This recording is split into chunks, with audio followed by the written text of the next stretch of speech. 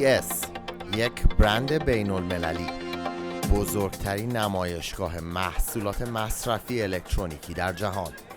CES امسال پر بود از فناوری ها و گجت های تازه.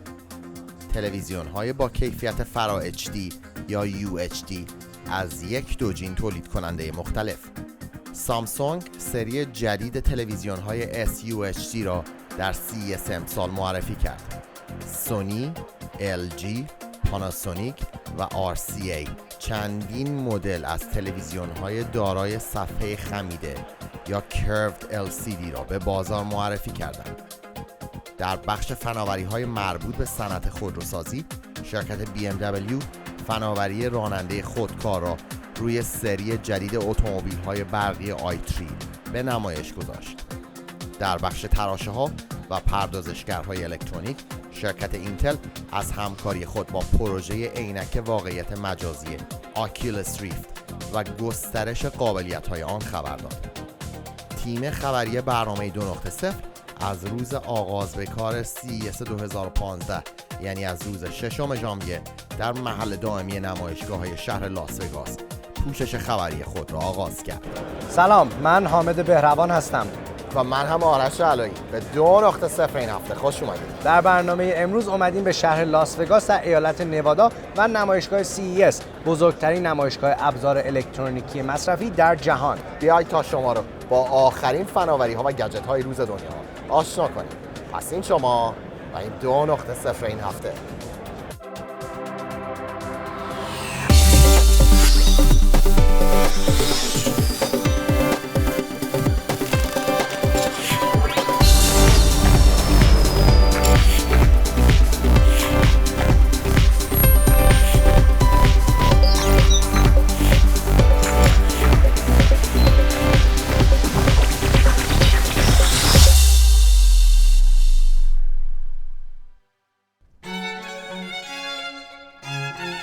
لاس وگاس، شهری در دل کویر ایالت نوادا، در سال 1829 توسط کاشفان اسپانیایی نامگذاری شد. لاس وگاس به زبان اسپانیایی می شود علفزار. در آن زمان این شهر واحه‌ای بود در میان کویر خشک، اما لاس وگاس امروز شباهتی به علفزار زمان قدیم خود ندارد. CES has been a partner of Las Vegas for decades. CES با شهر لاس وگاس پیوند محکمی داره. این نمایشگاه بزرگترین رخداد سال از لحاظ تعداد بازدیدکنندگان به شمار میاد.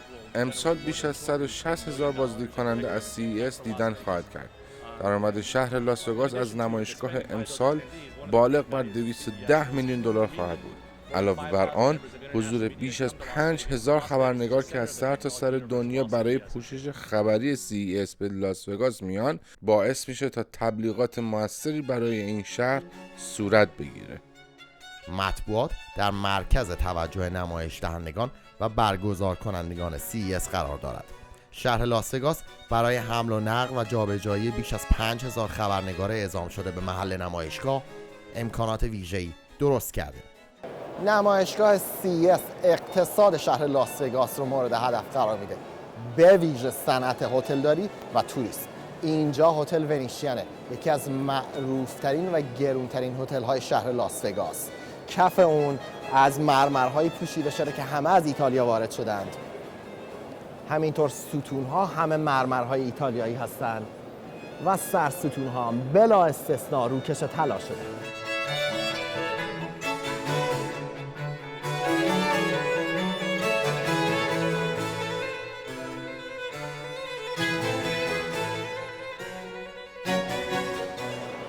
این سردر و نمایه اصلی هتل ونیشیان در شهر لاس وگاس، سومین هتل بزرگ جهان که بیش از 45,000 سطل رنگ برای نقاشی‌های روی در و دیوار اون مصرف شده.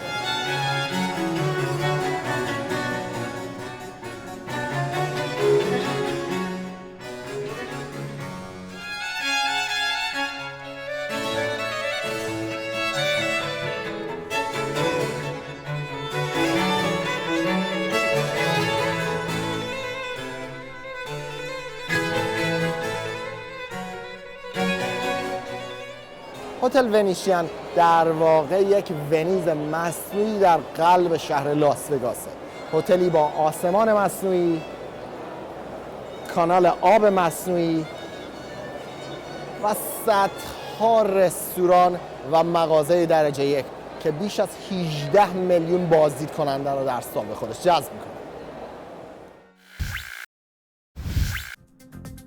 هتل ونیشین در مجاورت نمایشگاه CES قرار داره و هر سال میزبان بخشی از غرفه‌داران نمایشگاهه.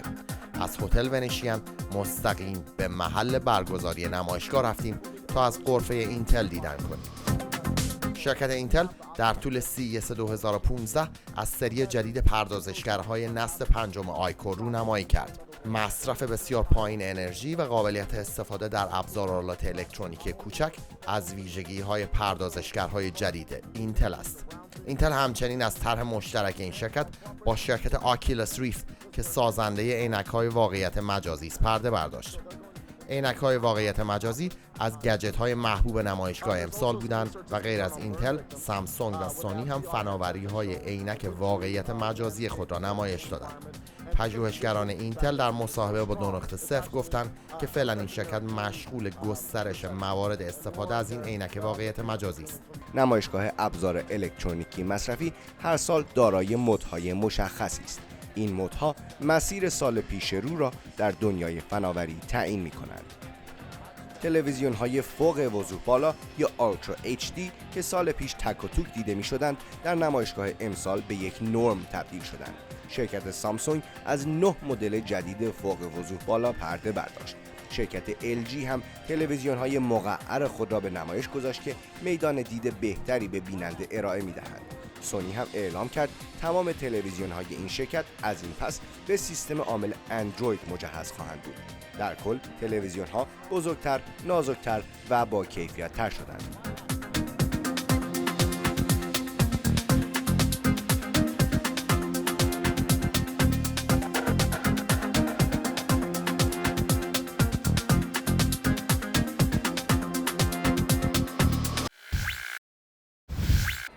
مد دیگر نمایشگاه امسال ابزار خانگی متصل به اینترنت است. از ماشین رختشویی هوشمند گرفته تا ترموستات خانه و یا حتی گلدان، ماشین لباسشویی، اجاق و یخچال. شرکت سامسونگ مدل جدیدی از ماشین لباسشویی خود را معرفی کرد که بسیار جادار و دارای یک در تشت مانند در بخش فوقانی است که به کاربر امکان می‌دهد تا در صورت لزوم لباس‌ها را قبل از شستشو خیس بدهد.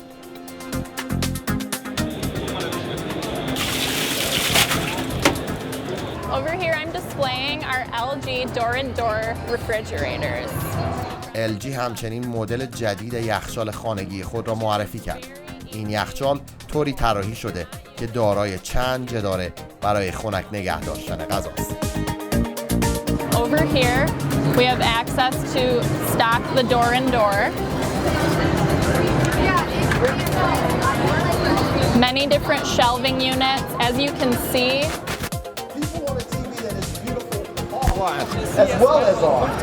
ابزارک‌های قابل پوشیدن یا ابزارک‌هایی که مدام با کاربر خواهند بود، مد دیگری در نمایشگاه امسال است که توجه علاقه‌مندان را به خود جلب کرده. از کلاهی که از نور لیزر برای رشد مو استفاده می‌کند تا نوعی دستگاه که به افراد دچار کمردرد کمک می‌کند از درد خود بکاهند. انگشتری که به شما اجازه می‌دهد دیگر ابزارک‌های خود را با تنها حرکت انگشت کنترل کنید، یا پستانکی هوشمند و مجهز به بلوتوث و گردنبندی که به گوشی همراه کاربر متصل می شود. سامسونگ همچنین آخرین نسخه ساعت مچی هوشمند خود به نام گیر اس را معرفی کرد. سامسونگ در همکاری با شرکت ورزشی نایکی اپلیکیشن جدیدی را برای نظارت و کنترل پالس‌های حیاتی کاربر در هنگام ورزش کردن طراحی کرده. شرکت BMW امروز از فناوری اتونوموس درایوینگ یا رانندگی خودمختار پرده برداشت. این فناوری مدل‌های جدید BMW رو قادر خواهد کرد بتونن بدون نیاز به راننده خودشون رو پارک کنن یا در جاده‌ها به حرکت خودشون ادامه بدن.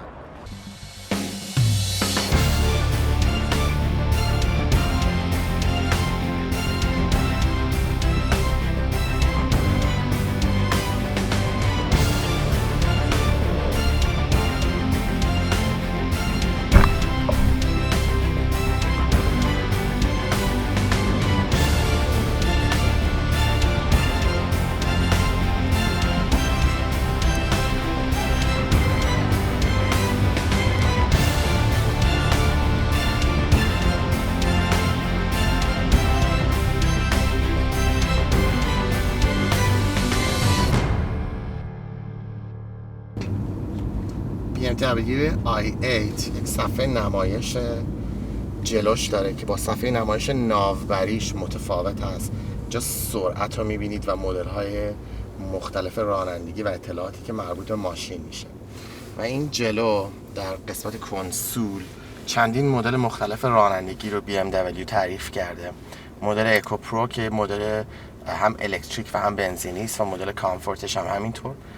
ولی اگه بخواید ماشین رو بذارید در مود اسپورت، فقط کافیه که دنده رو به سمت چپ بزنید و وقتی که میکنید این کارو دیسپلیتون به رنگ قرمز در میاد اینجا که نشون میده اسپورت شده.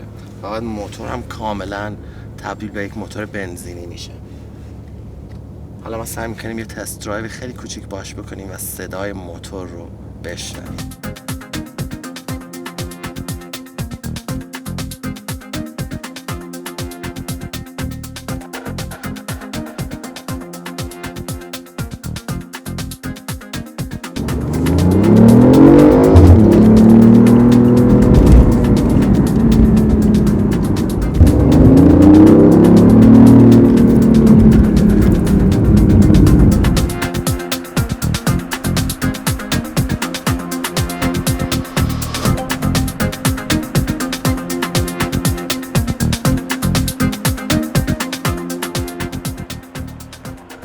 BMW i8 از آگوست سال 2014 در بازار جهانی قابل دسترسی است.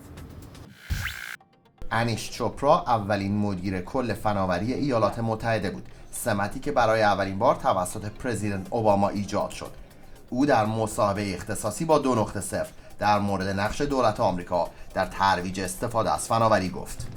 In 2010, President Obama spoke to a number of world leaders. پرزیدنت اوباما در سال 2010 با تعدادی از رهبران کشورهای مختلف در حاشیه مجمع عمومی سازمان ملل متحد صحبت کرد و پرسید با هم چه کار میشه کرد که فرهنگ نوآوری و جامعه بازداشتن رو در جهان ترویج بدیم. و امروز بیش از 60 کشور در طرح بین‌المللی دولت باز همکاری می‌کنند. این چیزی نیست که توسط واشنگتن دیکته بشه، بلکه کشورها و جوامعشون در همکاری با هم راههایی رو پیدا کردند که دولت‌های بازتری داشته باشند.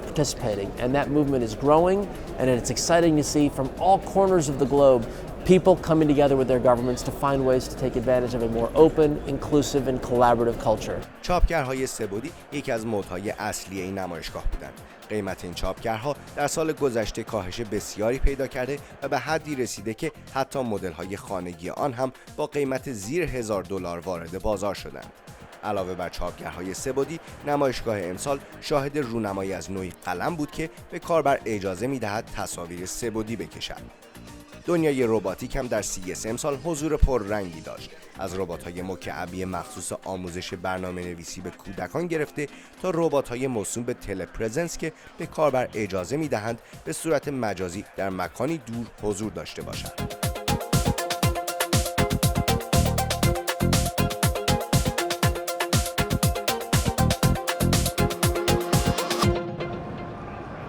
غرفه هایی که پشت سر من میبینید محل معرفی ابزارک های پوشیدنی یا wearable devices، چاپگرهای سه‌بعدی، محصولات مخصوص ورزش و بسیاری ابزارک های جالب دیگه است که در هفته آینده به شما معرفی خواهیم کرد. برای کسب اطلاعات بیشتر در مورد محصولاتی که در CES امسال معرفی شدن، حتما میتونید به صفحه فیسبوک ما برید.